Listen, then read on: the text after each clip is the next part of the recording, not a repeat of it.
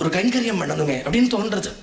உடனே அவள் என்ன நினைக்கிறா, காலம்பர் பம்பா சரசுக்கு அவர் ஸ்நானம் பண்றதுக்காக வர்றார் இல்லையா, அந்த இடத்துல இருக்கிற கல்லு முள்ளெல்லாம் வேணாம், ரொம்ப அழகா 2 புஷ்பங்களை வேற தூவி வைக்கிறா. அதுல அந்த அவ மனசுல சாத்வீகம் தலை தூக்கின்னு இருக்கு இல்லையா, அதனால அவ கைங்கரியத்திலேயே அழகு வந்துட்டே இருக்கு.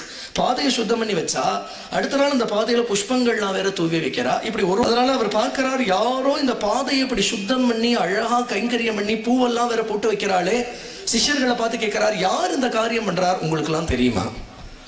ஏன்னா யார் எதை எதிர்பார்த்து பண்றாளோ அவர்களை கூப்பிட்டு அந்த அனுகிரகத்தை அவர்களுக்கு பண்ணிடணும். ஏன்னா மகான்களோ தெய்வமோ யார் விஷயத்தையும் கடனாளியா போகவே மாட்டான்.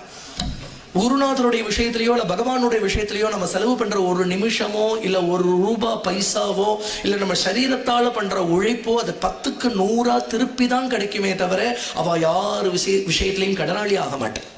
அதனால மதங்கர் சொல்றார், யாரோ இவ்வளவு அழகா இந்த கைங்கரியம் பண்றாள், ஆனால் அவர்களை கூப்பிட்டு அவர்களுக்கு உண்டான அனுகிரகத்தை பண்ணணும். நீங்க பார்த்து யாருன்னு கூப்பிட்டு வாங்கோ அப்படின்னு சொல்றது. சிஷ்யர்கள்லாம் அடுத்த நாள் காலம்பரம் ரொம்ப சீக்கிரமே எழுந்து